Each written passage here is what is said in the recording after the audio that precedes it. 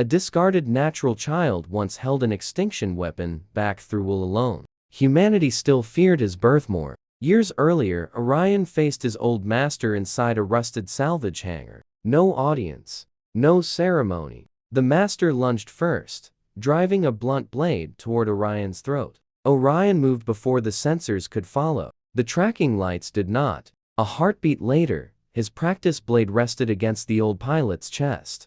The master laughed, while numb fingers refused to close. Again, the master demanded, without lowering his guard. This time, no hiding. The old man had found Orion inside a sealed cocoon among wreckage. No citizenship tag, family record, or medical certificate identified the infant. Only a strange metallic ring remained, secured around the child's tiny wrist. The scrapyard computers classified him as abandoned biological waste without legal value. The old pilot ignored that verdict and carried the infant home. He named the boy Orion and raised him among broken engines. Orion grew up eating recycled nutrients beside miners and salvage workers. He wore patched uniforms, discarded after other children outgrew them. Nobody expected greatness from a natural child born outside every registry. The master taught him to listen where expensive sensors usually lied.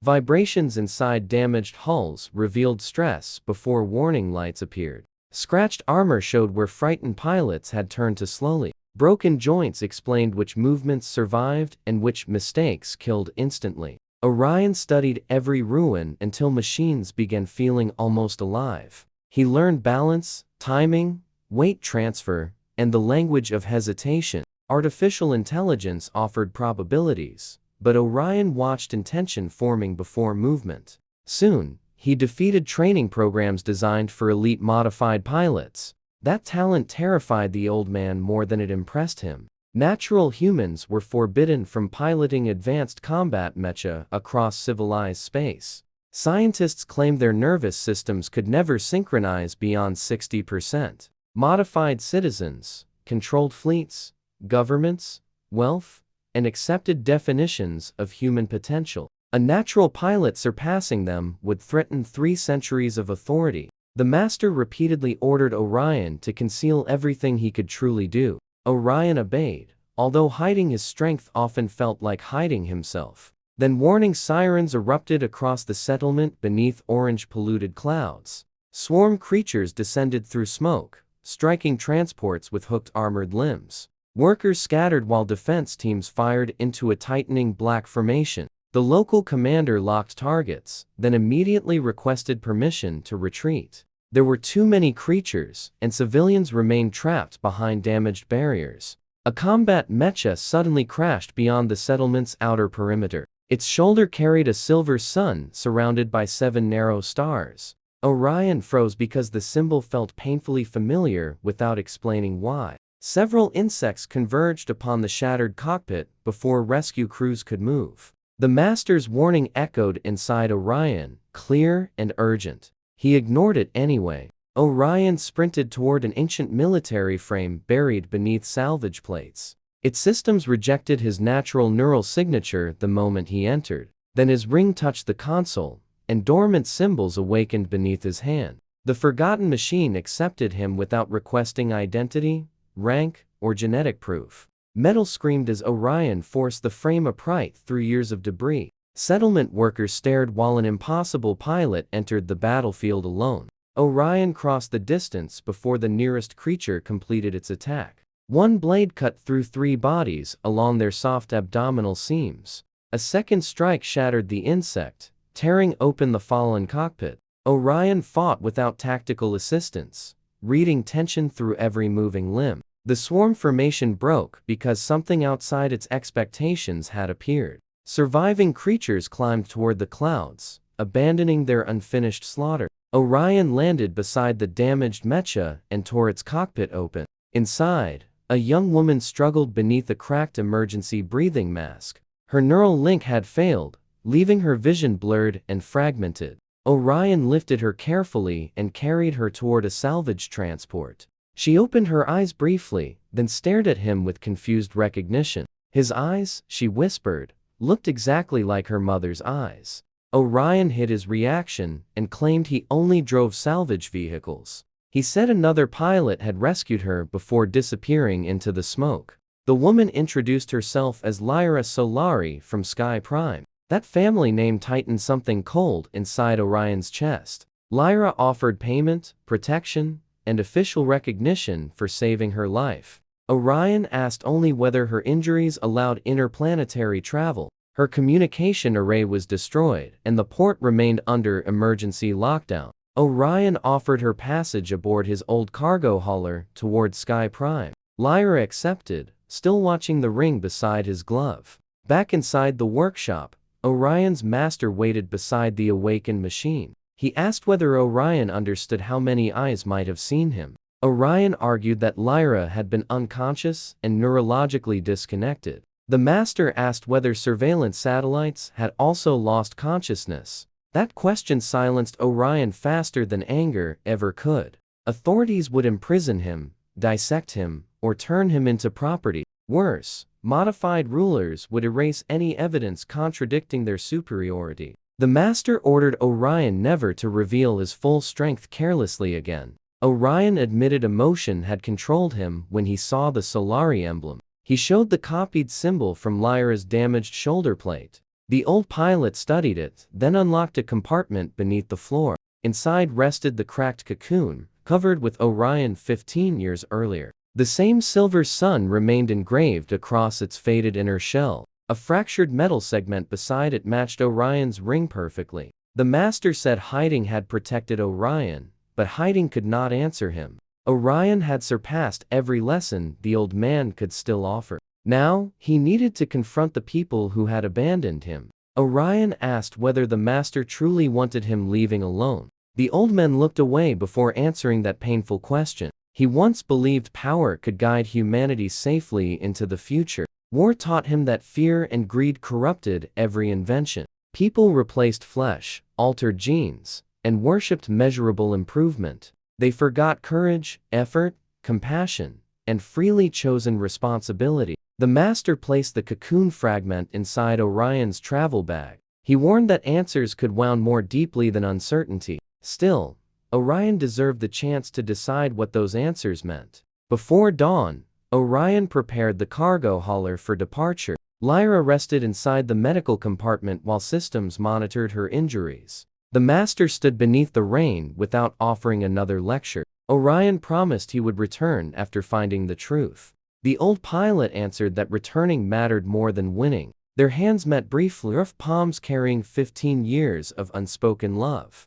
Then Orion launched toward Sky Prime with Lyra beside him. The fortress world appeared hours later, shining above resource planets like Judgment. Silver towers surrounded military docks guarded by Solari defense platforms. Natural workers serviced those machines while modified officers passed without noticing them. Lyra watched Orion, studying every layer of the city below. She asked whether he had ever seen anything so magnificent. Orion answered that magnificence looked different from the bottom of its foundations. Lyra did not understand, but she remembered his words. At the Solari estate, Lady Solari ran toward her wounded daughter. Drake followed more slowly. He watched every servant crossing the entrance hall. He measured every witness before allowing himself to react. Lyra described the ambush and the stranger who pulled her from the wreckage. Then she pointed at Orion. Lyra said Orion had saved her life. Lady Solari thanked him. The ring slipped into view. Every trace of color left her face. Drake saw it too. His expression hardened before grief could escape. He offered Orion money, citizenship, treatment, and permanent employment. Orion placed the cocoon fragment beside the ring. I came for my family. Lady Solari covered her mouth. 15 years returned at once. Lyra looked from Orion's eyes to her mother's. Are you my brother? Drake ordered every servant outside. The heavy doors closed behind the final servant. Silence struck harder than accusation. Lady Solari stepped forward. Drake stepped between Lady Solari and Orion. Orion asked why they created him only to throw him away. His voice never rose. That made it worse. Drake explained the genetic test. Natural, permanent, unfit for command. A Solari heir who could never pilot would weaken the dynasty. So Drake chose the dynasty. He did not choose the infant. Lady Solari admitted she begged him to reconsider. She also admitted she never physically stopped him. Fear had held her still. Orion listened without interrupting either confession. No interruption. No mercy. Lyra demanded public recognition. Drake warned of succession conflict and council attention. Lady Solari said motherhood could not remain a private regret. Lyra called secrecy another abandonment. Drake offered a compromise shaped like a sentence. Orion could remain inside the estate temporarily, but every Solari heir defended Sky Prime. Drake expected the battlefield to solve his political problem. Orion understood the calculation immediately. He accepted the condition despite understanding it, not for wealth or the name. He wanted to know whether truth could survive inside that house. Swarm signatures multiplied beyond the planetary defense line. Military channels reported a force nearly 100 times larger than Sky Prime's. Behind the visible formation waited an unidentified commander-class organism. Drake ordered every available Solari pilot toward the central combat facility. Lyra ignored her incomplete recovery and followed him immediately. Orion went with them, still wearing the shield device his mother fastened. Inside the facility, modified pilots trained against a famous simulation target. The program recreated the first Stellar Alliance chairman's giant mecha. Teams attacked repeatedly, yet none survived beyond several minutes. The highest record remained so impossible that most pilots called it fabricated. One squad completed another attempt after wasting every major opening. Orion quietly said their plan was sound, but their timing was wrong. The exhausted pilots turned toward the dusty, natural outsider behind them. They laughed because he had supposedly never touched a true combat core. One asked whether natural workers learned strategy while polishing modified armor. Orion studied the simulation and asked whether it was truly difficult.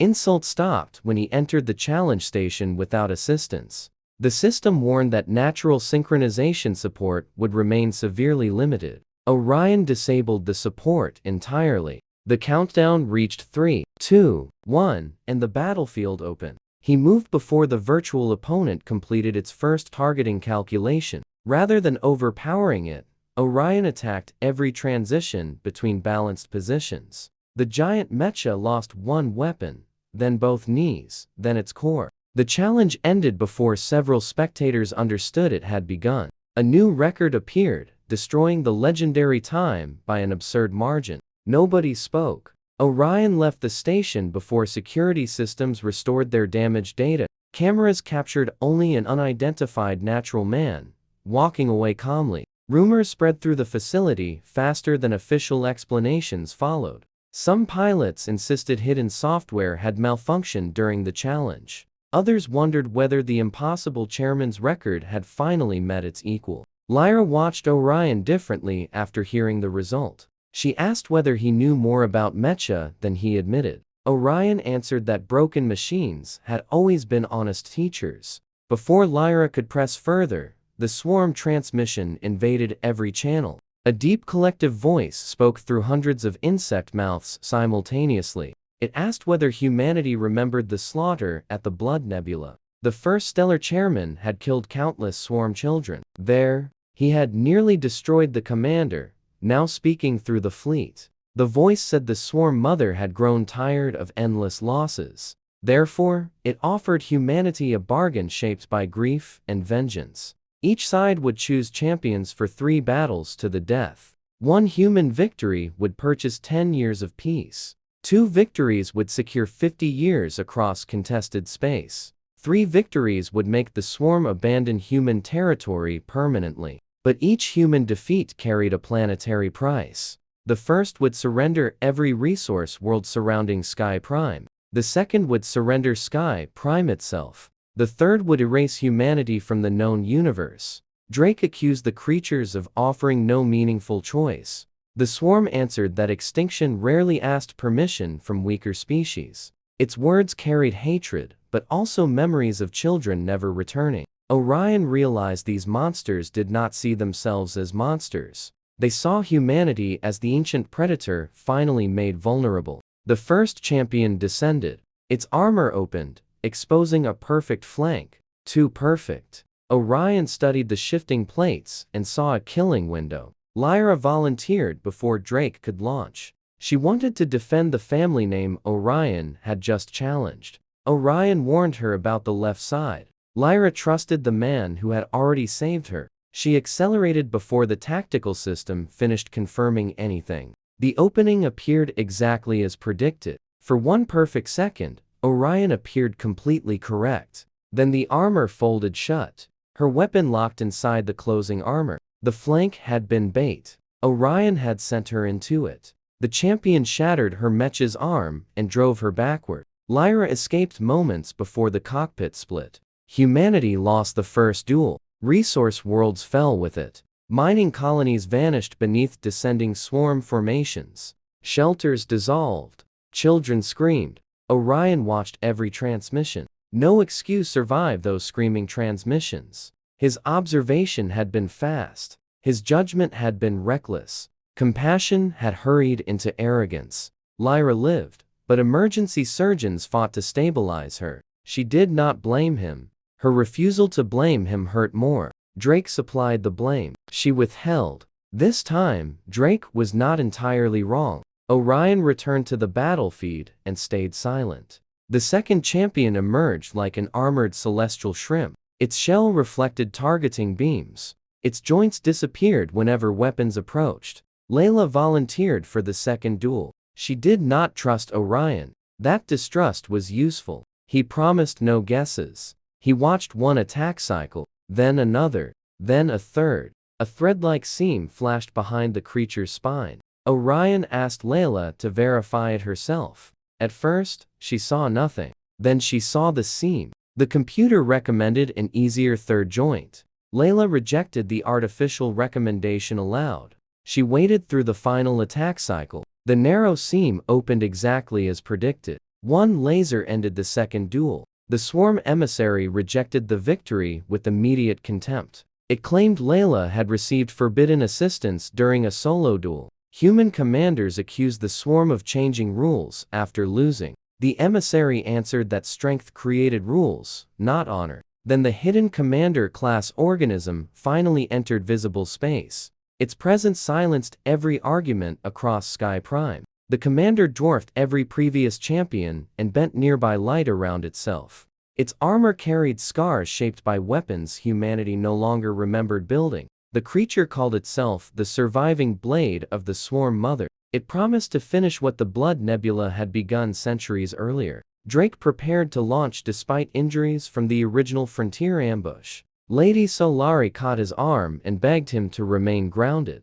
He answered that a Solari leader could not hide behind younger pilots. Before he launched, Lyra pushed away the medics surrounding her bed. She declared that the Stellar Voyager remained her responsibility as captain. Drake ordered her to stay alive instead of performing another family sacrifice. Lyra said humanity could not survive one more defeat. If she died, she wanted death arriving while she still resisted. Orion heard the same desperate pride that once drove his own mistake. He told Lyra courage did not require repeating a failed decision. She asked whether hiding behind guilt would protect anyone either. That answer forced Orion to examine what he was becoming. He had learned caution, but caution could also become another form of fear. The swarm commander entered the duel zone before humanity chose formally. It fired once, and Drake's launch platform split beneath him. Lyra deployed the Stellar Voyager to intercept the second strike. Her damaged neural connection immediately failed under the pressure.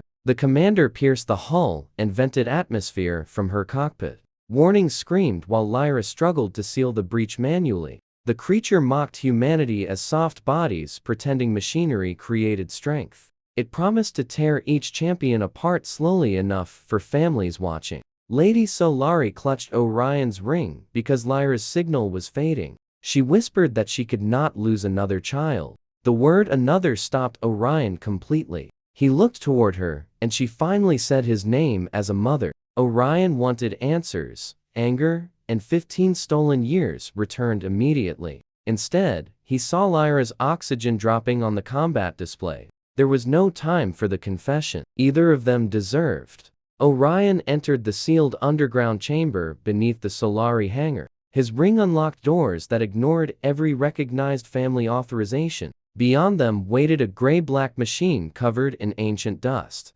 The Phantom Mecha had slept there since the night Orion disappeared. Drake stared through the surveillance feed and denied knowing it existed. Lady Solari remembered seeing the same silhouette near the abandoned cocoon. Orion placed his hand against the cold central core. The machine answered with a pulse matching his heartbeat exactly. No synchronization percentage appeared across the console. Instead, one message formed beneath the Solari symbol: identity incomplete, purpose confirmed. The Phantom Mecha awakened with a sound like a buried storm. Armor unfolded around Orion while the hangar roof split open. Every military scanner failed to classify its power source or design. Orion launched toward Lyra before the swarm commander noticed him. He caught the Stellar Voyager and sealed its damaged cockpit externally. Lyra saw the phantom silhouette and recognized her scrapyard rescuer immediately. The mysterious pilot who saved her had been Orion all along.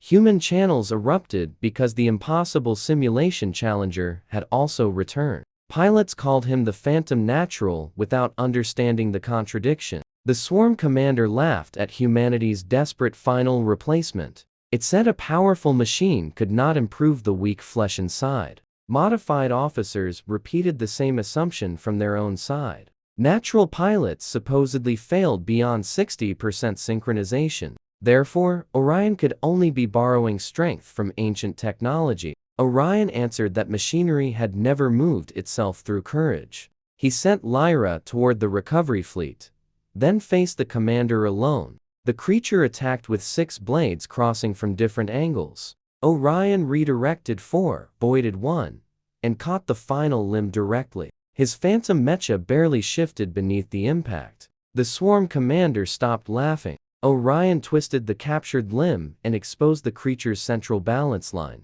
Dozens of floating blades unfolded behind the phantom like silent wings. They moved independently, each following Orion's intent without visible delay. The commander hardened every plate across its core. Orion ignored the armor and cut through the joints supporting it. One strike became 12, arriving from directions no computer predicted. The creature's body separated before its pain response reached the outer limbs. Silence filled the entire battlefield. Orion had killed the strongest swarm champion with one coordinated assault. Modified commanders searched for a synchronization reading their systems could understand. The lowest estimate exceeded 90%. Some sensors reported no measurable separation between pilot and machine. Drake stared at the natural son he once called genetically defective. Lyra remembered every insult Orion endured inside the simulation hall. Lady Solari only whispered that her child was still alive.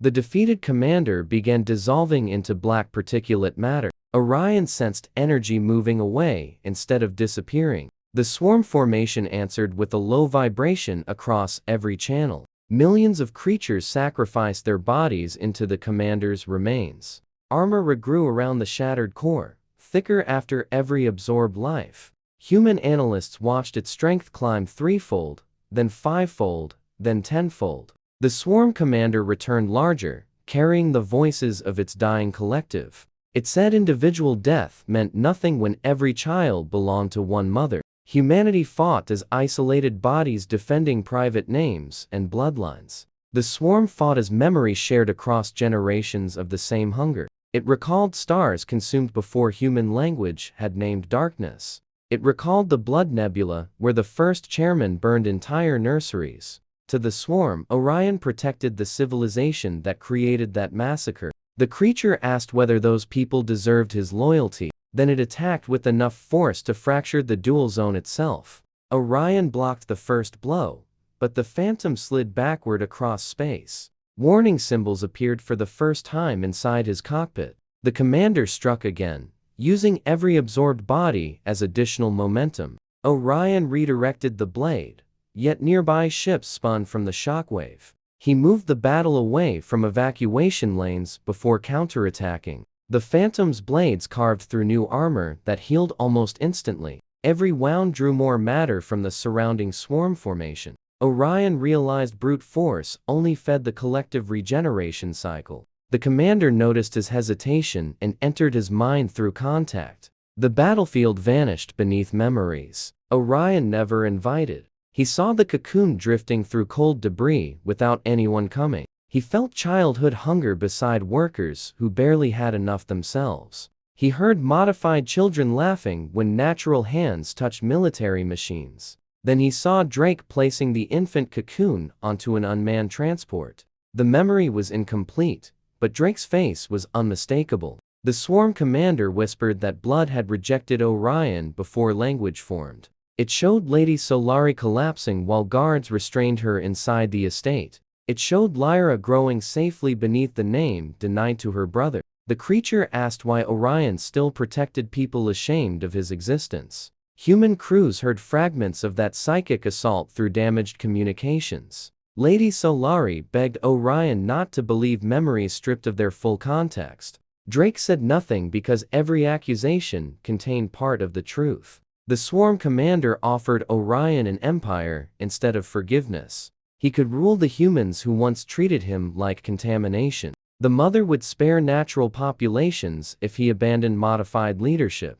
Orion almost laughed because the offer resembled council politics perfectly. Both powers divided people, then promised safety through obedience. Still, the commander's words reached the wound he guarded most carefully. Orion had saved Lyra, yet the family initially offered payment instead of truth. He had saved Sky Prime, yet modified officers called him a mechanical accident. Why keep choosing people who never chose him first? The question remained inside him after every external voice disappeared. Orion lowered his weapon for one dangerous heartbeat. The swarm commander drove a blade through the Phantom's shoulder. Pain crossed Orion's nervous system as if the metal were flesh. Lady Solari screamed his name across the open channel. Lyra apologized for failing to recognize her own brother sooner. Drake finally confessed that he alone ordered the abandonment. He told Orion to hate him, House Solari, and every cowardly modified elite.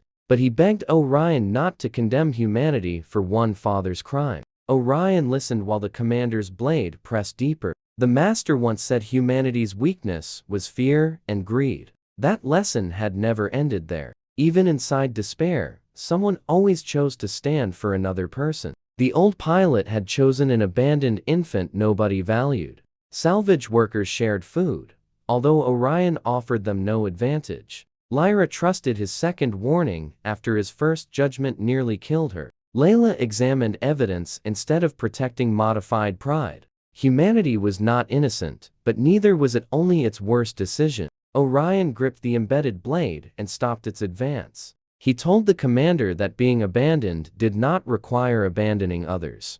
Bloodlines had failed him, yet people had also raised and protected him. He stood with humanity because choice mattered more than inherited belonging. The Phantom's damaged shoulder locked around the commander's weapon. Orion used that connection to trace energy returning toward the swarm collective. Every regenerated layer depended upon one shared command rhythm. The commander believed unity made that rhythm impossible to disrupt. Orion heard a weakness hidden inside perfect synchronization. One consciousness controlled too many bodies through the same repeating pulse. He released every phantom blade into the surrounding energy pathways. The blades did not attack the commander's armor directly. They severed the timing connecting each sacrificed creature to the regenerated core. For the first time, the collective moved out of sequence. The commander recoiled as stolen mass began tearing itself apart. Orion pulled the embedded weapon free and entered the collapsing center. The creature promised the swarm mother would remember his face forever. Orion answered that humanity would remember the swarm's grief as well. Then he cut through the command rhythm, sustaining the entire reborn body. Light bent inward before exploding across the dual zone. The swarm commander vanished, and surviving creatures fell silent. Human crews waited because victory felt too sudden to trust. The psychic pressure disappeared first. Communications returned with frightened breathing and disbelieving laughter. Lyra called Orion repeatedly until his damaged signal answered. Lady Solari cried, without hiding behind rank or witnesses. Drake lowered his head because his son had defended everyone despite him. The swarm formation began retreating from Sky Prime's outer perimeter. For several seconds, humanity believed the nightmare had ended. Then Orion detected energy collapsing inside the commander's final remains. The creature had compressed its dying core into a gravitational singularity. It could not defeat Orion, so it would destroy the world behind him. A black point appeared where the commander had died. Debris accelerated toward it, vanishing faster with every passing second. Scientists warned that the singularity would become a stable black hole. Sky Prime and every nearby ship would disappear within its growing field. Drake ordered all fleets to activate jump engines immediately. Evacuation routes filled while gravity distorted navigation across the battlefield. Lady Solari demanded Orion return before the final corridor collapsed. Orion said the singularity remained unstable enough to contain temporarily. The Phantom Mecha still possessed energy capable of opposing its expansion. Lyra understood what he intended and ordered him to abandon the attempt. Orion reminded her that courage did not mean repeating hopeless sacrifice. This time, he had measured the risk instead of rushing blindly. He directed every ship beyond the gravitational threshold before beginning containment. The Phantom unfolded its blades into a circular field around the singularity. Energy reserves dropped toward 20% almost immediately. Gravity pulled armor plates from Orion's damaged shoulder. His ring projected unknown coordinates beside the collapsing core. The symbols suggested an emergency jump pathway hidden within the Phantom. Orion could escape, but only after the last civilian vessel cleared. He held the field while ships crossed the safe boundary one by one. The final transport carried injured pilots from both natural and modified crews. Orion waited until its jump signature vanished safely. Then a Federal Council transmission replaced every military channel. Council units were ordered to target the unidentified gray-black mecha. Drake demanded confirmation, believing the instruction had been corrupted. The Council repeated it without hesitation. Humanity required controlled evolution, not a natural hero disproving centuries of policy. Orion's survival threatened every modified institution after the war, so the Council named him an internal extinction risk. Lady Solari stared at the order. He had just saved them all. The Council replied that usefulness did not erase political danger. Drake refused the Council's order immediately. Solari ships moved between Orion and the approaching weapons. Several Solari captains followed his defiance. Other captains could not resist their implants. Their command implants had already taken control. Missiles crossed the containment field while Orion held the singularity closed. He could defend himself, or he could save Sky Prime. Not both. The first barrage erased the Phantom's remaining shield. The second tore through the gravitational conduits. The swarm commander's accusation returned. Humanity punishes whatever exposes its favorite lies. For one terrible moment, Orion believed it. Then a damaged Solari escort entered the next missile path. Humanity was not one council. Lyra opened every civilian channel she could reach. Millions watched their government attack the pilot, holding death away. The council threatened House Solari with immediate execution. He had betrayed one son through fear. Never again. Two escorts broke apart beneath concentrated fire. Orion could not help them. The singularity swelled beyond the stable containment ring. 10% energy remained. Then only 6% remained. The ring projected hidden jump coordinates across the cockpit. The Phantom could fold the singularity inward. It would be dragged along. The collapse would drag Orion with it. Lady Solari begged him to leave. Orion said abandoning the field would only move everyone's grave closer. He asked Lyra to preserve the truth, not his legend. The truth. Then he reversed the containment ring. Space bent around the reversing containment field. Sky Prime stretched into a circle of white fire. Council missiles struck during the final transfer. The Phantom vanished. The singularity vanished. Silence remained. So did an empty sky. Lady Solari called Orion's name until static replaced her voice. Drake stared at the place where he had lost his son twice. The council began rewriting history before rescue operations ended. Their broadcast praised a fully modified Solari prodigy. No natural pilot had touched the Phantom. No government had fired upon him. House Solari had abandoned formation. Drake's resistance became treason. Lyra lost access before finishing her protest. Layla saved one damaged copy inside the stellar Voyager's core. A natural pilot saved humanity, and humanity's rulers tried to kill him for it. Far beyond map space, Orion opened his eyes beneath failing red lights. His body felt crushed, but the ring remained warm around his wrist. A station worker detected the drifting machine and launched a salvage tug. The crew consisted entirely of natural miners denied better employment elsewhere. They pulled Orion from the cockpit without recognizing the supposed dead hero. One miner joked that ancient scrap rarely arrived carrying living passengers. Orion tried answering, but exhaustion returned him to unconsciousness. For several days, the miners treated him with limited medical supplies. They shared food despite their own ration shortages. Nobody asked whether his genes made the rescue worthwhile. When Orion finally stood, he saw the council's memorial broadcast.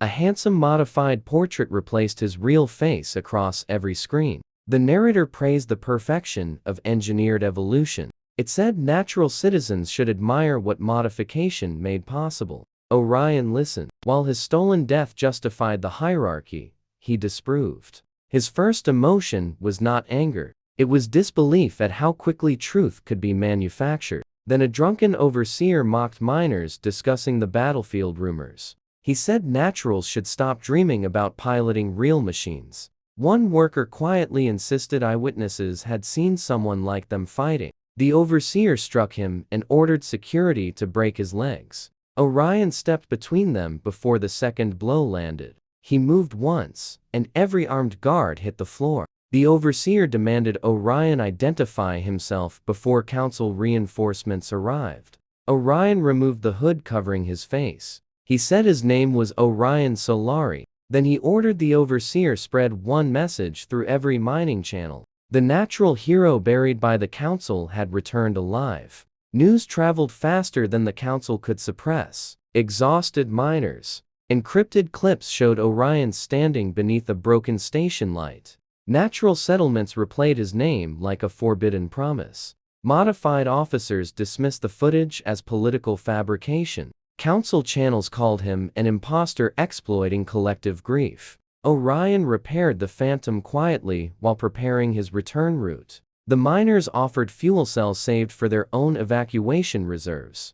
He refused until they reminded him that freedom required shared risk. Their words sounded like lessons from the old scrapyard settlement. Orion accepted enough power for one controlled jump toward Sky Prime. Before departure, he asked what the council had done after his disappearance. The miners described seized Solari property and new security restrictions. Natural workers faced arrests for repeating battlefield eyewitness accounts. Modified citizens received mandatory updates to their neural enhancement systems. The timing made Orion suspect more than ordinary propaganda control. His ring responded when he accessed a discarded update module. Hidden beneath medical code waited a dormant behavioral command architecture. The council had embedded remote override pathways inside approved modifications. Orion understood why some pilots attacked him despite obvious hesitation. They had not all chosen obedience freely. He copied the module and secured it inside the Phantom core. Then he jumped toward Sky Prime beneath an unregistered mining signature. The city looked darker without active Solari defense lights.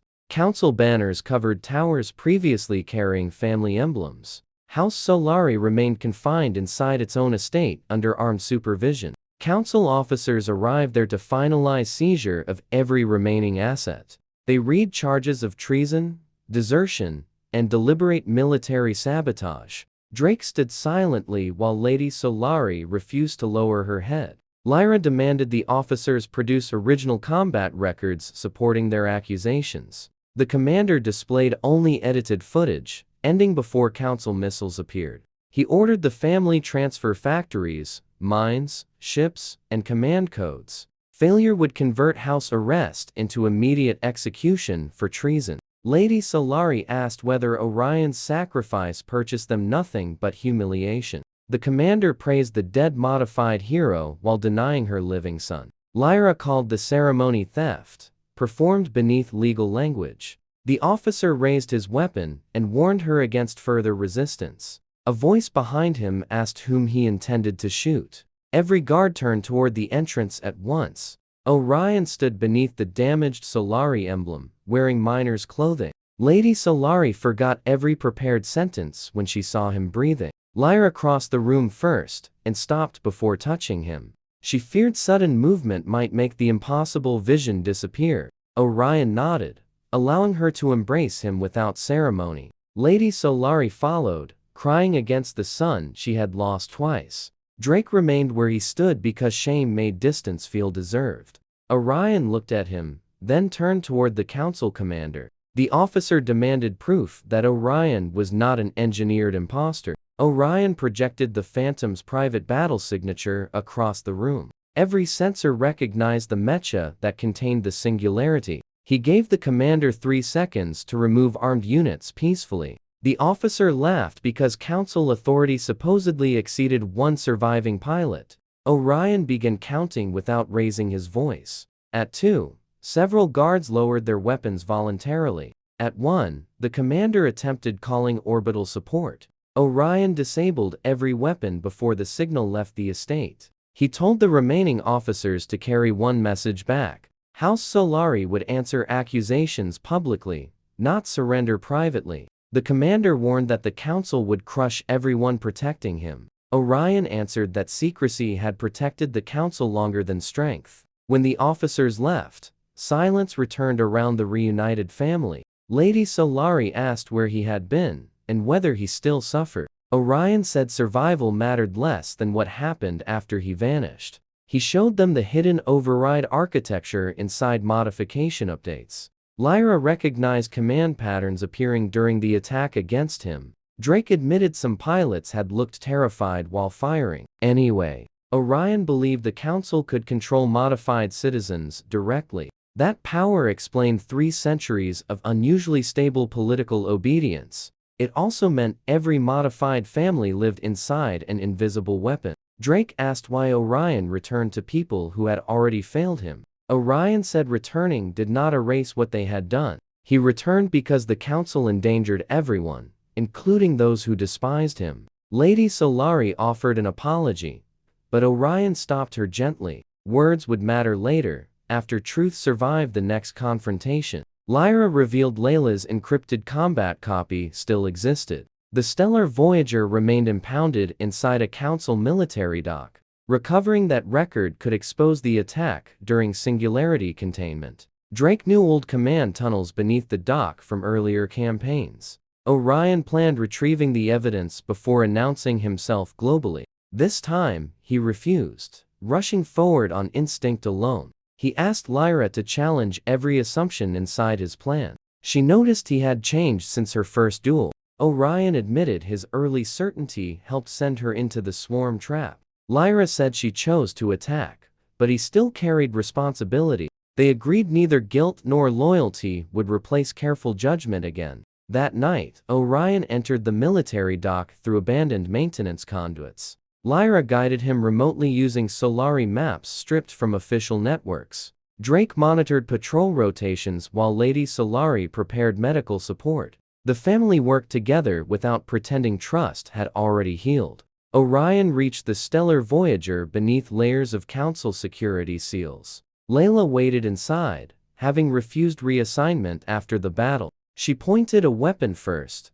then recognized his movement immediately. Layla said the dead were becoming increasingly difficult to keep buried. She had protected the original combat core by corrupting every copied index. Together, they extracted footage showing council missiles striking Orion during containment. The recording also preserved council orders describing him as a natural threat.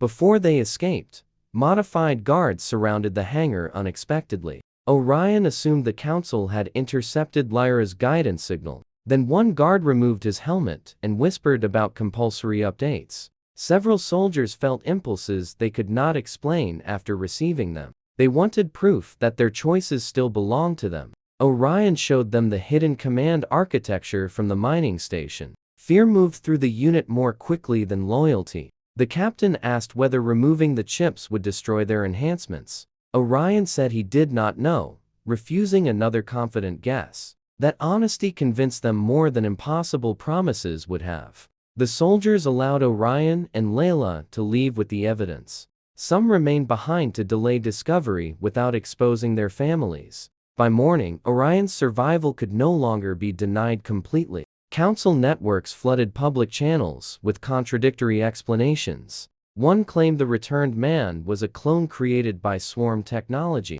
Another called him a Solari weapon designed for political rebellion. Natural districts demanded an unedited appearance from Orion himself. Modified citizens demanded answers about hidden neural command systems. The council had finally announced a private visit to House Solari. She said public disorder required responsible negotiation before bloodshed began. Orion understood negotiation offered privately often meant surrender without witnesses. He prepared live transmission relays throughout the estate anyway. Lyra connected Layla's evidence to independent civilian channels.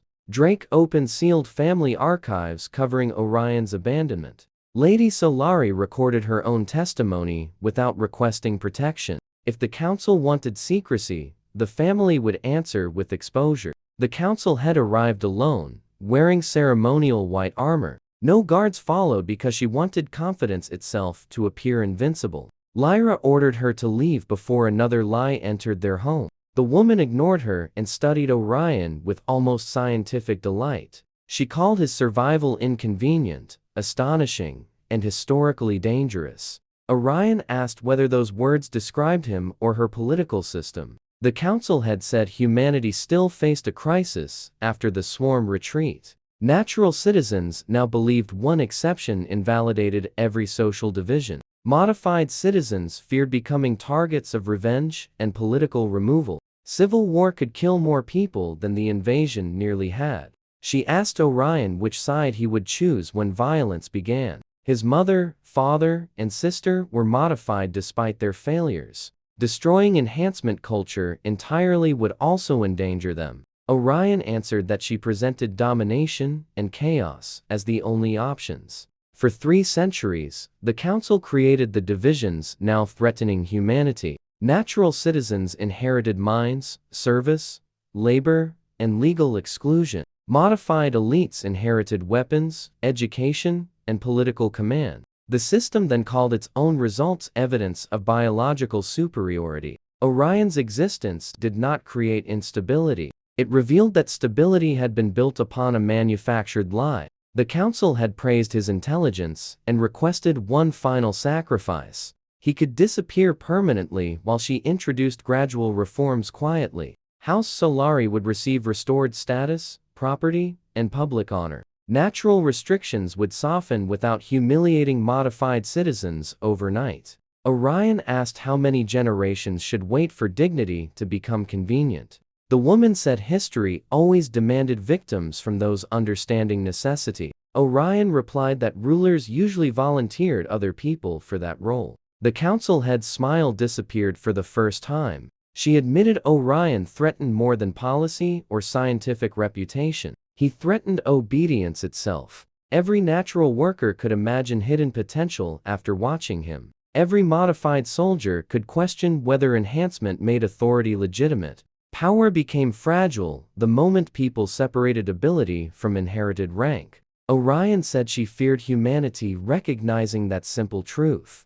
The council had laughed softly, then stopped pretending morality mattered. She had tasted absolute authority for 300 years. Every modified officer became a piece she could move when necessary. Every natural district remained productive because hope stayed carefully limited. Justice, truth, and progress were useful words for controlling public emotion. Power itself was the only future she had ever protected. Her confession entered the hidden live broadcast exactly as Orion intended. The council had noticed the relay lights. She touched the control hidden inside her ceremonial armor. Drake collapsed before anyone understood the signal. Black circuit surfaced beneath his neck. Every approved enhancement carried a dormant command pathway. Drake stood again beneath the hidden command. His eyes were empty. His weapon found Orion. "Kill the sun you abandoned twice," the council had ordered. Drake fired at the sun before him. Orion slipped aside without returning fire. The family archive exploded behind him. Outside, controlled guards turned toward civilians. Lyra's broadcast vanished beneath sudden interference. "Truth exists only when power permits it," the council had said. Orion summoned the Phantom. Then he left it outside. One strike could end the controlled soldiers. It could also end the people trapped inside them. So Orion approached on foot. A second shot crossed his shoulder. Pain folded one arm. He kept walking through the spreading pain. Drake trembled between commands. Once. Again. Orion told him a stolen body did not erase the person fighting inside. Drake turned the weapon. The blast tore through his own shoulder. He fell into Lady Solari's arms. "I will not hurt my son a third time, Father." The word escaped Orion before forgiveness could be measured. Drake stayed conscious because of it. The council had expanded the override across Sky Prime. Thousands of modified citizens froze or attacked people beside them. Families shouted names into eyes that no longer recognized them. Natural districts saw victims where they had once seen only oppressors. The hierarchy cracked from both directions.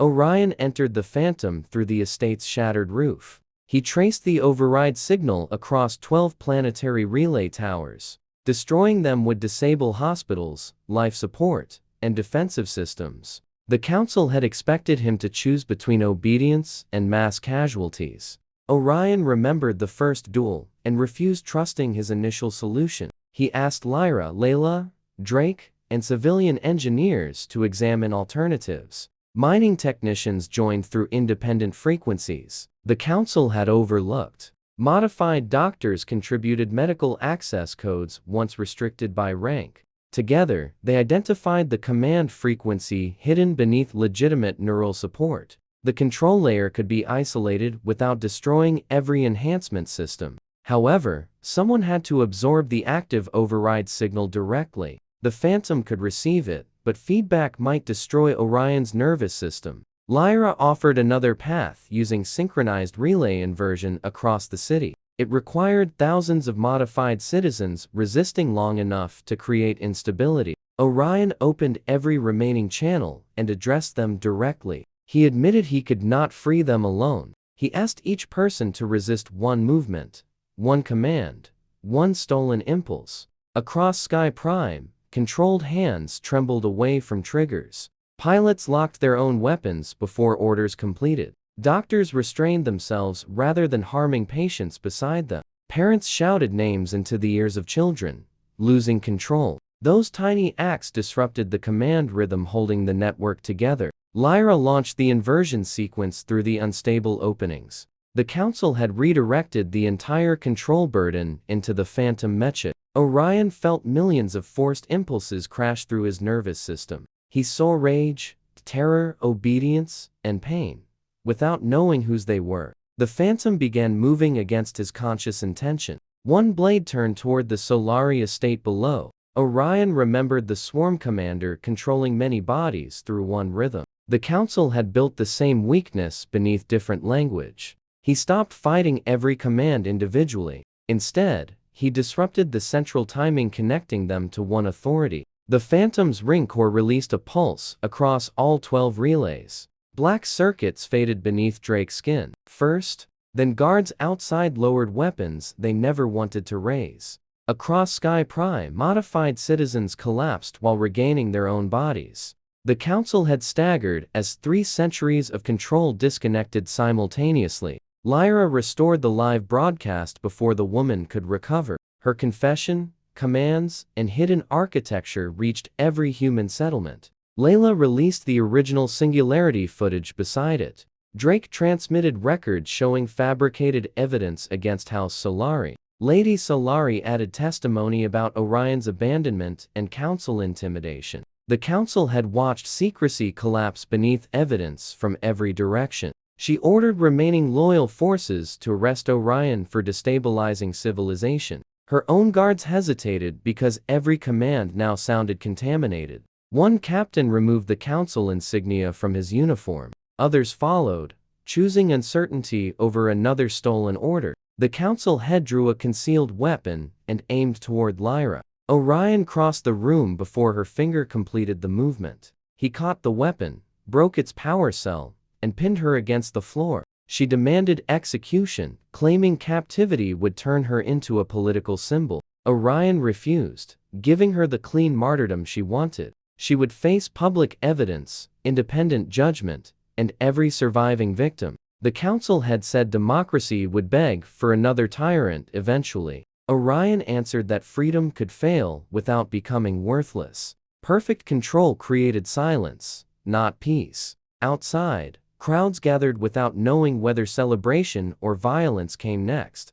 Orion ordered Solari forces to protect council prisoners from revenge killings. Natural citizens had waited generations for power to become vulnerable. Some demanded immediate punishment of every modified official. Orion said collective guilt would rebuild the same hierarchy upside down. Individuals would answer for choices they actually made. Those controlled through hidden chips would receive treatment, not automatic condemnation. Modified officers who knowingly enforced discrimination would face investigation publicly. Natural leaders would participate equally in every proceeding from the beginning. The old council chamber opened under mixed civilian protection that evening. Independent investigators entered archives before loyalists could erase additional records. They found modification contracts containing concealed override permissions. They found fabricated battlefield reports and property seizures planned before Orion returned. They found lists of natural organizers marked for disappearance after the invasion. The evidence proved the council feared equality more than external destruction. The former council had continued, insisting history would vindicate her methods. Orion said history would record evidence instead of obedient mythology. Her trial would not belong to him, House Solari, or one angry crowd. It would belong to the civilization she treated as private property. The arrest did not restore order simply because one ruler lost control. Council loyalists sealed transportation gates and blamed naturals for the crisis. Natural crowds surrounded government towers demanding weapons and immediate revenge. Modified families hid indoors, terrified that every neighbor now hated them. The swarm had retreated, yet humanity remained dangerously close to fighting itself. Orion appeared before both crowds without ceremonial armor or armed escort. He showed the wound Drake's controlled shot had left across his shoulder. Then he showed the hidden chip removed from Drake's nervous system. He said both injuries came from the same system of fear. One treated natural people as inferior by birth. The other turned modified bodies into tools without consent. Neither group would become free by inheriting the other's chains. A natural organizer shouted that patience had protected oppressors for centuries. Orion agreed, refusing to soften the truth of their suffering. He promised immediate legal equality, open archives, and public investigations. He also refused punishment based only upon modified birth. The crowd remained angry, but anger stopped, moving toward indiscriminate violence. A modified officer asked whether naturals would now control military command instead. Orion answered that no caste should inherit authority again. Competence would matter, but authority would remain reviewable and temporary. The former council had called permanent stability until stability became slavery. Representatives from worker districts entered the chamber beside military delegates. Medical teams treated controlled citizens without asking political allegiance first. The first emergency assembly lasted through an entire planetary night. Every faction expected Orion to claim absolute command after defeating the council. Instead, he limited his own authority to external defense and crisis coordination. Civil governance would transfer toward a newly elected interstellar assembly. Drake questioned whether such caution would appear weak during unrest. Orion said strength without limits had created the disaster surrounding them. Lyra supported the proposal, although it reduced Solari influence permanently. Lady Solari offered the estate as a temporary public medical center. Drake surrendered remaining private command codes without bargaining for immunity. House Solari would face investigation like every institution involved.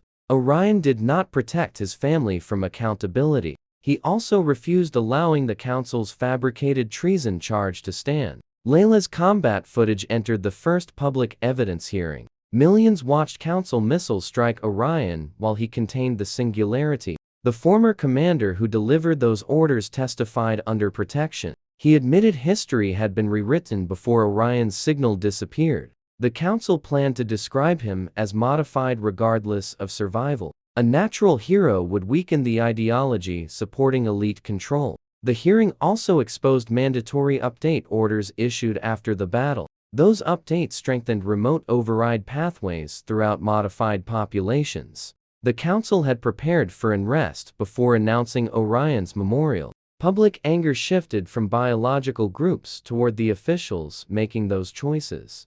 That distinction prevented several frontier colonies from attacking modified residents collectively. Still, old prejudice did not disappear because evidence became available. Some modified commentators called Orion a dangerous exception rather than equal proof. Some natural radicals called every enhanced person a willing collaborator. Orion answered both arguments during a galaxy-wide address. One extraordinary natural pilot did not make every natural person identical. Centuries of enhancement did not make every modified person guilty either. Equality meant judging individuals without turning averages into destiny. It also meant repairing barriers deliberately created by law and inherited power. The address spread because Orion admitted complexity instead of offering easy enemies. The former council had watched from detention and called it weakness. She believed people obeyed only stories simple enough to weaponize.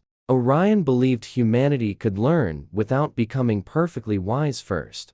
Independent judges were selected from worlds outside old council control. Natural and modified legal representatives received equal standing in the tribunal. The former council had rejected their authority and demanded military judgment instead. She understood military systems better because she had controlled them for generations. The judges denied her request and opened every proceeding to public review. Evidence showed she had manipulated enhancement research for 300 years. Safety features were delayed whenever they reduced centralized command access. Natural compatibility studies were suppressed, purchased, or destroyed. Researchers who questioned the 60% limit disappeared into frontier assignments. The limit had never described natural human potential accurately. It described machines intentionally designed to reject natural neural patterns. Orion's Phantom Mecha proved another architecture had always been possible. Scientists demanded immediate access to the ancient machine for study. Orion refused destructive testing but allowed transparent, non-invasive examination. He would not replace one monopoly with personal ownership of truth. The examination discovered no conventional synchronization limiter inside the Phantom. Its systems adapted around intention instead of forcing standardized neural pathways. Modified and natural testers both achieved stable basic connections. Nobody matched Orion's depth, but biology no longer predicted acceptance automatically. That result shattered the council's central scientific claim more completely than speeches. Factories began removing discriminatory locks from civilian and rescue machines first. Military conversion remained slower because safety risks required careful testing. Orion insisted urgency would not excuse repeating his own early mistake. Lyra remembered the false opening and supported extended verification publicly. Their shared admission surprised audiences expecting heroes to hide failure. Orion described how his confidence helped send Lyra into the first trap. He explained that talent without discipline could still become dangerous. The lesson weakened attempts to worship him as biologically perfect. It also gave young natural pilots permission to learn without pretending invincibility. Drake heard the confession and apologized for weaponizing that mistake against Orion. At the time, he had wanted proof that natural weakness caused everything. Accepting Orion's guilt had been easier than confronting his own abandonment. Orion said both truths could exist without canceling each other. He had made the wrong call.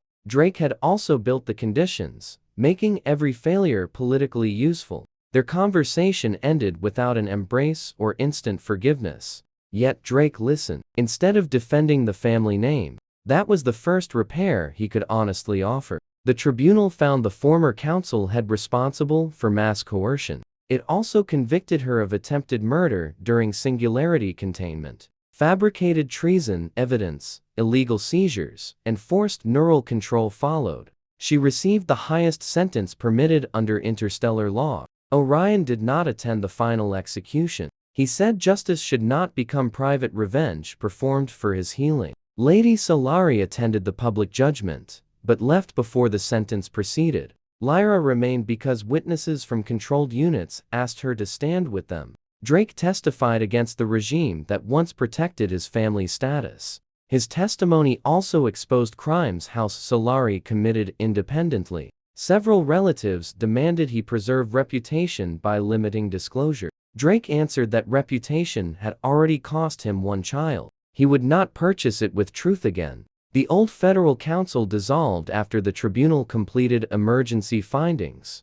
Regional worlds elected delegates through procedures monitored by independent systems. Natural settlements received representation previously denied by citizenship restrictions. Modified populations retained full rights rather than facing collective punishment. The first vote concerned temporary command during continued swarm uncertainty. Military leaders nominated Orion because every major faction trusted his defense record. Orion accepted only after delegates imposed a defined term and civilian oversight. He became Supreme Commander of the Stellar Defense Alliance. The title carried less unchecked authority than the old council possessed. That limitation made Orion more willing to accept it. During his inauguration, he wore no noble crest beyond the repaired ring. Lady Solari watched from the public chamber instead of a family platform.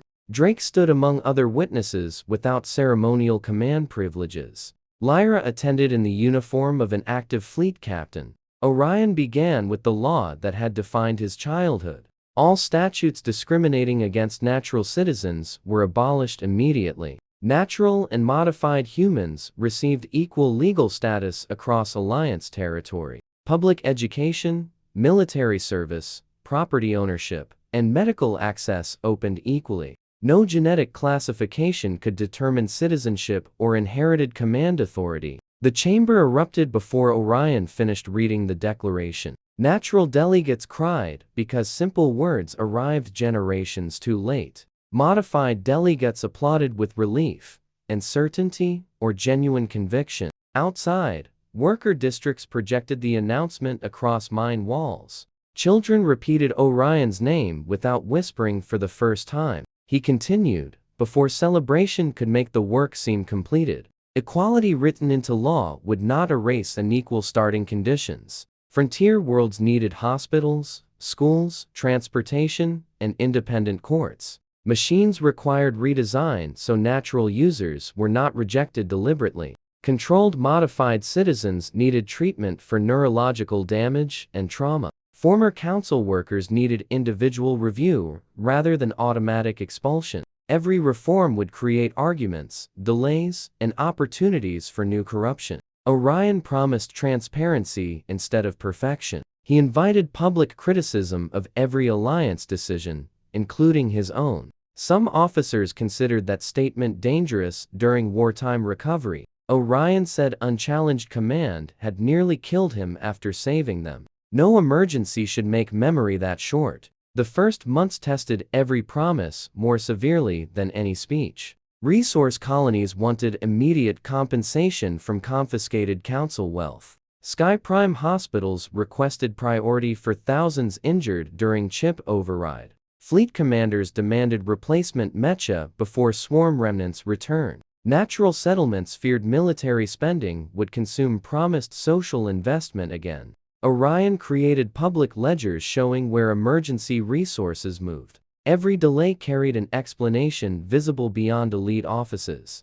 The system remained imperfect, but secrecy became harder to protect. Lyra led mixed patrols across former swarm territory. Her crews included natural observers trained without artificial assistance. Modified pilots learned to question recommendations instead of obeying blindly. Layla redesigned combat exercises around evidence, timing, and collaborative challenge. The first simulation recreated the duel where Lyra entered the false opening. Orion watched cadets identify the bait before attacking. He felt relief without pretending their success erased the original casualties. Memorials on the lost resource worlds listed civilians instead of noble commanders first. Orion visited one colony rebuilt over acid-scarred foundations. A father showed him the shelter where his family had died. He asked whether Orion's reform could make that sacrifice meaningful. Orion said no government could assign meaning to another person's grief. It could only prevent similar arrogance from deciding future lives. The father accepted no comfort, but appreciated the honest answer. Orion carried that conversation into every strategic planning session afterward. No colony would become expendable because elite champions failed elsewhere. Defense authority spread across regional fleets and civilian evacuation networks. Local commanders received resources without surrendering control to Sky Prime. The alliance became slower, noisier, and harder for one person to dominate. The former council would have called that inefficiency. Orion called it humanity learning to stand without hidden strings. House Solari changed under the same pressure. Its confiscated mines remained public property after the treason charges collapsed. Factories returned only under transparent contracts and worker oversight. Drake accepted those terms without demanding restoration of ancestral privilege. He spent weeks visiting settlements harmed by Solari extraction policies. Some workers refused meeting him. Others described injuries his reports had once reduced to acceptable losses. Drake listened because apology without exposure would protect him from consequence. Lady Solari worked inside recovery centers treating families affected by chip control. She no longer offered Orion expensive gifts as substitutes for lost years. Instead, she asked what support people actually needed before acting. Lyra balanced fleet command with testimony about modified military culture. She admitted repeating prejudice before recognizing Orion as her brother. Her honesty cost admiration among several noble officers. She considered that cost smaller than protecting another comfortable lie. Orion visited the Solari estate only when his duties allowed. The first family dinners felt like negotiations conducted over untouched food. Lady Solari watched every expression, afraid one mistake would drive him away. Drake spoke too formally because fatherhood felt undeserved and unfamiliar. Lyra filled silence with battlefield reports until Orion finally laughed. That laugh loosened the room more effectively than any prepared apology. Still, Orion did not call the estate home immediately. Home remained the scrapyard workshop, where someone chose him without advantage. He sent repeated messages toward the old settlement after becoming commander. No response arrived. The salvage workers reported his master had disappeared shortly after Orion left. The hidden training mecha and private archives vanished with him. Only the cracked cocoon compartment remained open and empty. Orion suspected the old man had expected every event unfolding afterward.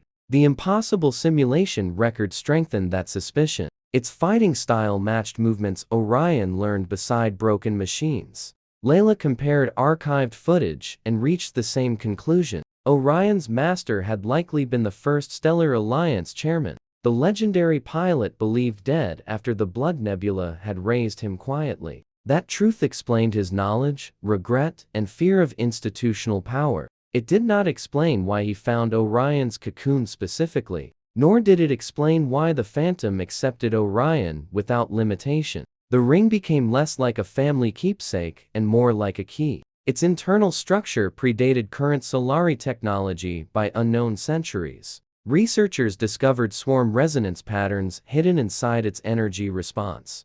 The finding disturbed Orion because the commander recognized the Phantom immediately. It had called the machine an old wound from the Blood Nebula. Perhaps the first chairman had taken it from something buried there. Perhaps Orion's cocoon had been designed to carry more than a child. The available evidence supported possibilities, not conclusions. Orion refused, announcing speculation as truth. Despite public fascination, he had learned what certainty could cost when offered too early. Instead, he authorized a transparent investigation with independent scientific review. Natural historians joined modified engineers and former frontier archivists equally. Every conclusion required evidence visible beyond Alliance command. The ring remained with Orion because removing it destabilized the Phantom core. One night, it projected coordinates outside every registered human route. The signal lasted 3 seconds before initiating an automatic cleansing sequence. Orion stopped the process by repeating an old training phrase aloud. "Tell me the truth, then test whether I can carry it." The phrase had been his master's challenge during every serious lesson. The ring answered with the fragment of the old man's voice. "Not every truth saves the person who discovers it." Then the coordinates vanished, leaving one symbol behind. It matched neither Solari records nor known swarm language completely. Orion understood the mystery had not been forgotten accidentally. Someone had delayed its answer deliberately. He stored the recording without allowing it to dominate immediate responsibilities. Humanity still faced damaged worlds, frightened citizens, and scattered swarm remnants. A hidden origin could wait, while visible suffering could not. Alliance engineers began developing a universal mecha interface using Phantom principles. The project rejected permanent implants and inherited access restrictions. Machines would adapt to individual neural patterns rather than enforce one standard. Natural mechanics contributed decades of experience repairing systems never designed for them. Modified researchers added responsive mapping without hidden behavioral channels. Every design change remained open for public safety review. The first prototype looked plain beside noble military frames. Its armor carried no family crest or ceremonial weaponry. A natural miner entered the cockpit for the initial synchronization test. He expected rejection because every advanced machine had denied him before. The interface adjusted gradually around his breathing and movement intent. A stable connection formed without forcing his nervous system beyond comfort. The pilot lifted one mechanical hand, then began laughing inside the cockpit. Years of official science had declared that simple motion impossible. A modified rescue worker tested the same frame afterward. The system accepted her without replacing its previous calibration permanently. Compatibility belonged to the individual, not a caste label. Orion named the design Common Dawn rather than attaching Solari prestige. Factories prioritized rescue, construction, and frontier defense models. First, weapons could follow after society learned what accessible machines should protect. Some generals called that order naive while swarm remnants remained active. Orion reminded them that civilizations also collapsed when daily life stayed defenseless. A rescue mecha saving miners strengthened humanity as surely as a warship. Common Dawn units entered collapsed settlements before military deployment began. They lifted ruins, repaired atmosphere walls, and carried injured civilians. Natural and modified operators trained inside the same cabins. Early failures occurred because equality did not remove technical difficulty. One prototype lost balance and destroyed an empty loading platform. Another overheated during extended rescue work beneath a damaged dome. Orion published every failure instead of hiding embarrassing results. Engineers improved the design faster because criticism reached them immediately. Public confidence grew through visible correction rather than flawless propaganda. The former council had treated mistakes as threats to authority. The new alliance treated them as information carrying responsibility. That difference became Orion's most important reform beyond written equality. Months later, swarm activity decreased across the outer systems by 90%. Remaining clusters avoided fleets carrying coordinated Common Dawn support units.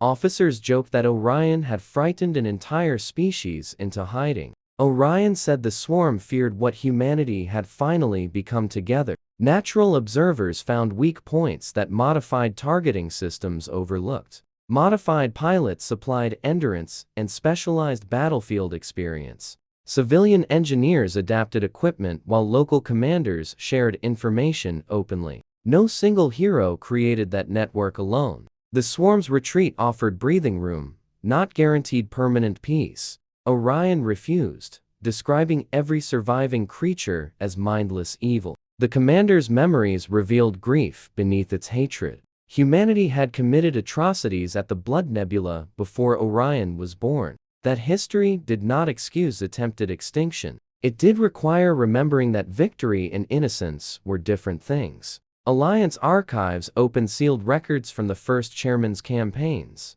Reports confirmed entire swarm breeding fields had been burned deliberately. Commanders justified the destruction as preventing future invasions. The records never counted non-combatant organisms separately from soldiers. Natural delegates asked whether humanity should offer negotiations after withdrawal. Military delegates feared the swarm interpreted compassion only as weakness.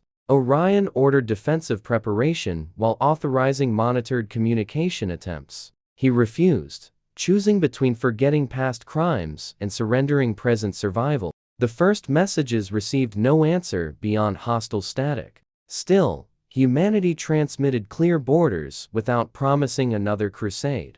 No answer came, only static. Layla returned from the frontier carrying 3 damaged scouts and no confirmed enemy contact. She entered Orion's office without waiting for ceremony. The swarm was retreating, she said, but retreat did not mean surrender. Orion asked whether she wanted permission to pursue. Layla answered without hesitation. The answer surprised him. Months earlier, she would have chased certainty until weapons confirmed it. Now, she feared victories built from assumptions more than empty radar. She admitted Lyra's first duel still followed her into every simulation. Orion reminded her that the false call had been his. Layla shook her head. She had heard doubt in his voice and still wanted a clean answer. So she accepted the answer that sounded strongest. That was her failure. It had not been obedience. It had been the convenience of certainty. Together, they ordered stronger defenses and refused an extermination campaign. Their decision angered survivors across the resource worlds. Some called restraint, another betrayal from leaders protected by distance. Orion attended the academy when those accusations entered a public tactical lesson. Layla stood before Lyra's failed duel, frozen above the central display. She did not soften the recording. The bait opened. Lyra charged. The trap closed. A natural cadet identified Orion's rushed reading before any instructor answered. Several decorated officers stiffened around the chamber. Layla asked the cadet to continue. The student explained how emotion narrowed Orion's attention toward the visible flank. Orion stepped from the rear gallery. No applause followed his unexpected appearance. That absence mattered more than praise. He confirmed every criticism and described the colony's lost after that mistake. Layla then exposed her own hesitation during the second duel. She had nearly followed the artificial target because authority felt safer than judgment. Her laser fired only after she accepted responsibility for choosing. The class finally understood that courage included admitting uncertainty before people died. That evening, Orion carried recycled scrapyard stew into the Solari dining room. The estate chefs looked personally offended. Lyra broke the tension by laughing first. Lady Solari tasted one spoonful and failed to hide her expression. Drake reached for water. Orion laughed. Just once. The room changed around that sound. Nobody mistook it for forgiveness. Still, dinner stopped feeling like testimony. Afterward, Orion placed the ring beside an old family archive reader. A broken voice emerged through the static. "Tell me the truth, then prove you can carry it." Drake went rigid beside the archive reader. Lady Solari remembered a quiet physician who visited before Orion's birth. He had worn another name. His eyes had not. Classified recordings identified him as the first Stellar Alliance chairman. Orion's master had known the family long before the scrapyard, and he had left a trail. Sealed records pointed toward a lunar clinic erased from every public map. The facility had treated Lady Solari during the year before Orion's birth. Its director disappeared after the Blood Nebula investigation. Orion refused traveling alone. Lyra joined as family and fleet captain. Layla joined because evidence needed someone willing to challenge him. 6 civilian researchers completed the team. The Phantom carried them toward the moon beneath complete radio silence. Nothing moved across the gray horizon. That complete stillness felt deliberately wrong. Instead, one landing beacon blinked. Someone wanted them to enter. Layla recommended orbiting until remote drones finished scanning. They argued for 12 hard seconds. Then Orion chose the slower approach. Drones entered through a maintenance shaft untouched by the main beacon. The first vanished after crossing the outer pressure seal. The second transmitted 6 seconds of empty corridor. Then its camera turned toward something moving behind it. Static swallowed the image. Orion listened to the floor. A faint vibration traveled beneath the floor every 9 seconds. Not machinery. Footsteps. The team entered through a service lock while the Phantom guarded the surface. The exposed trail was unmistakably fresh. Someone had crossed the laboratory recently and expected pursuit. Artificial guidance marked the left route safest. Layla stared at the recommendation longer than anyone else. Then she disabled it. They followed physical heat traces toward the middle passage. The floor dropped beneath the final researcher. Orion caught her harness before darkness swallowed her. Layla anchored the cable while Lyra climbed beneath the broken platform. Together, they pulled the researcher back. Beyond the trap, they found living quarters preserved behind emergency glass. Lyra found a small recording of the chairman repairing a child's feeding unit. Then he laughed at himself. The legendary pilot looked tired, impatient, and painfully ordinary. For the first time, his master existed outside Orion's own memories. The archive chamber waited behind a door without any visible lock. Orion's ring touched the metal. The ancient door opened without resistance. Inside, a single terminal was already counting downward. Only 40 seconds remained on the display. Layla stopped Lyra before she touched anything. The display wanted exactly that reaction. A false purge bar covered a second process beneath it. The laboratory was copying their identities into an unknown transmitter. Orion severed the outgoing channel with the Phantom's remote link. This one was real. The archive released a damaged projection across the chamber. The first chairman stood beside Orion's unopened cocoon. He did not look any happier. An unseen official demanded the object be surrendered to council custody. The chairman refused without lowering his voice. He said the Phantom had separated a living vessel from the blood nebula collapse. The vessel was not a weapon. It was not a cure. It was a child. Lady Solari's treatment had allowed that child to survive inside human biology. The chairman answered that life was not property merely because power discovered it. Orion forgot to breathe for several seconds. The damaged recording continued without waiting for him. The chairman admitted Orion carried resonance from something awakened inside the nebula. Neither word explained it completely. The Phantom had not chosen Orion because he was superior. It recognized the life it once carried away from destruction. The chairman said Orion would decide what home meant. Choice. The unstable projection flickered across the chamber. Behind the chairman, alarms began screaming through the old recording. He turned toward the cocoon. For 1 second, fear erased every trace of legend. Then he lifted the infant carefully. Then the image cut without explanation. The laboratory lights died with it. A mechanical voice announced structural cleansing. Real explosives armed beneath the moon's crust. Only 2 minutes remained before detonation. The researchers copied what remained while Orion opened the evacuation route. Layla stayed beside the terminal. She refused until the last verified file transferred. The ceiling split above the archive chamber. Stone crashed between them and the exit.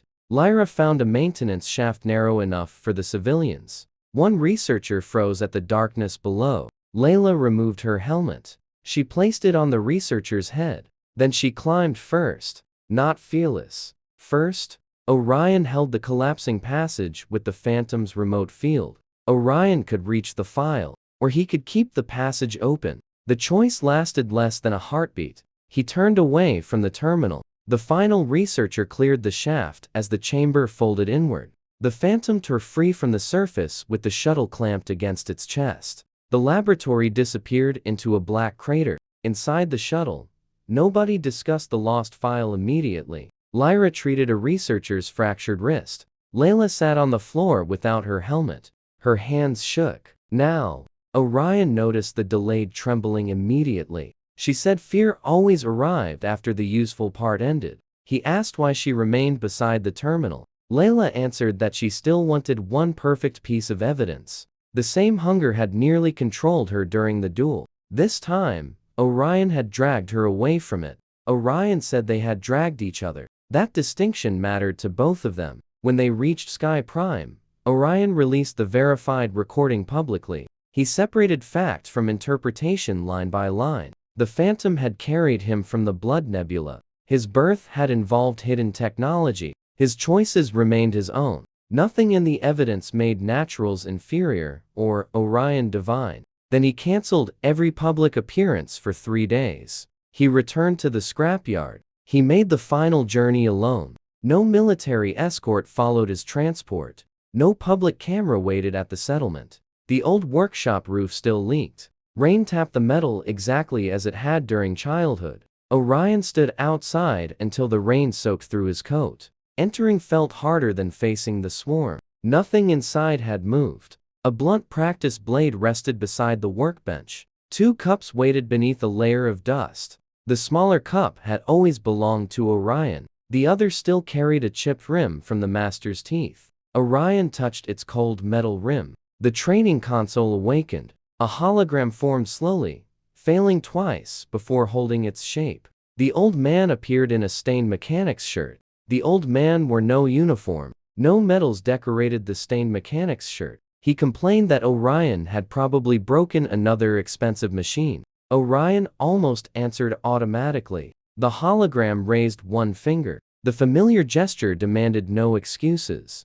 "Tell me what happened." Silence filled the workshop. The recording could not hear him. Still, Orion spoke into the empty workshop. He described Lyra's trap, the lost colonies, the swarm commander, the singularity, the council, his father, his return. His voice broke only once. The hologram waited through a programmed pause that felt impossibly human. Then the master admitted finding Orion was never an accident. He had followed Drake's disposal vessel beyond monitored space. He had watched the cocoon drift toward the scrapyard. He could have returned the child. He chose not to return the child. The council would have claimed Orion through Solari authority, so the master erased the trail. He called that protection. Then he called it theft.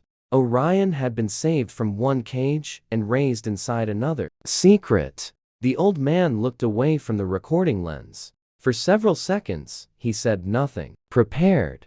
He rubbed his eyes. He looked exhausted by his own confession. When he continued, the legendary chairman sounded like a frightened parent. He had loved Orion. Sometimes, he had loved Orion badly. Fear had made him confuse guidance with control. He had hidden the truth because losing Orion terrified him. That did not make the lie noble. It only made the liar understandable. The master asked forgiveness. He did not request an answer. Instead, the hologram played fragments Orion had never seen. The old man warming a bottle beside a damaged reactor. The infant Orion refusing sleep until engine noise returned. A toddler hitting the same metal panel after every failed step.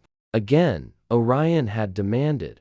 The toddler struck it again. The master laughed in the recording. That had been Orion's first clear word. The child's first word had not been father. It had not been home either. Again, the child insisted. Orion lowered his head. A laugh escaped him through tears. The hologram smiled as if the timing had been planned. Perhaps the old man had planned even that. Pause. The master finally explained the ring without turning it into a crown. It was a navigation lock created to keep the Phantom connected with its passenger. The coordinates pointed toward the place where the Blood Nebula experiment began. They were not a summons. They were evidence, not a command. Orion could investigate someday, or leave them untouched. His worth would not change. The master had already placed every surviving coordinate inside an independent public archive. No hidden inheritance remained for one chosen ruler. No secret throne waited beyond the stars. Only history. Dangerous history. Shared history. The hologram asked whether power had finally taught Orion restraint. Orion wiped his face. Restraint taught me power. The final message ended without another instruction. No new signal appeared.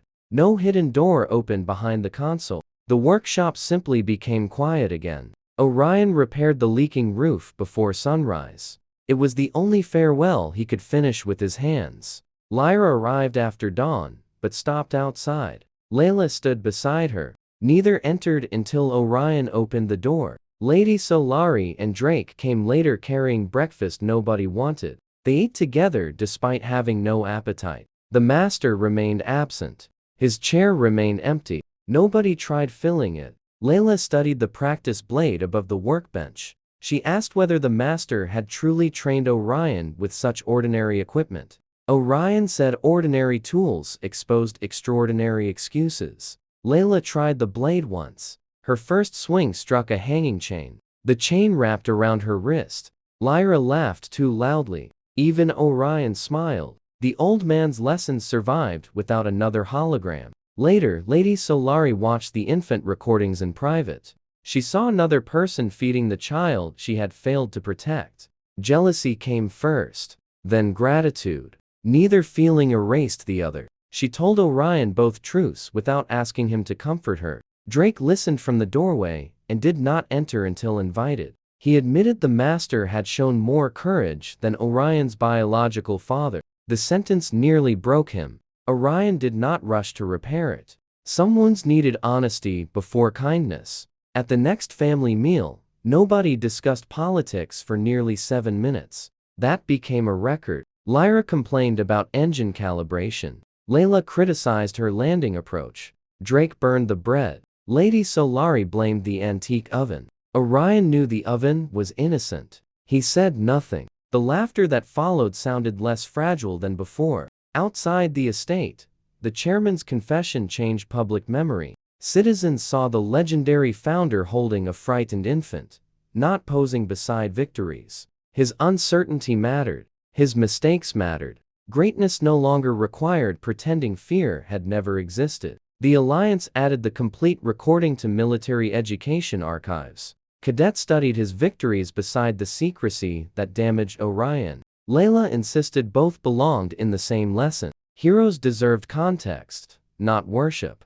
Orion agreed. He also refused naming the new academy after himself or the chairman. The institution received a simpler name, Open Horizon. Its first rule required every commander to explain decisions under challenge. Its second protected dissent during emergency planning. Its third banned hidden access based upon ancestry. The master's imperfect love became a warning and a foundation. Several quiet weeks passed after that morning. The verified archive entered public custody under civilian, natural, and modified oversight. Exploration of the coordinates required a future democratic vote. Orion did not request one. Sky Prime still needed schools, hospitals, defenses, and honest machines. Common Dawn Mecha entered mines before battlefields. Their controls adapted to people instead of rejecting ancestry. Layla became chief tactical instructor and kept active patrol duty.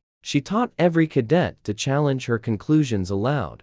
Lyra commanded mixed crews without hiding the scars on her ship. Drake surrendered, inherited authority, and worked beneath public contracts. Lady Solari supported abandoned children without demanding reconciliation from them. At one ordinary dinner, Orion called the estate home. The word arrived softly. Nobody turned the moment into a celebration. Their restraint protected the fragile meaning of it. The first elected assembly later reduced Orion's emergency powers. Orion accepted the reduced authority immediately. A secure civilization should need less from its strongest person. Dawn crossed the rebuilt capital as natural and modified children entered the same training hall. One child whispered that Orion looked surprisingly ordinary. Orion smiled at the child's observation. Ordinary meant others could stand where he stood. He touched the ring once, then lowered his hand. He knew enough about where he came from. More importantly, he knew where he belonged. Not above humanity, within it. The abandoned child had saved their future without becoming its owner. This time, the future required no hidden ruler, and humanity finally learned that progress begins when nobody is discarded.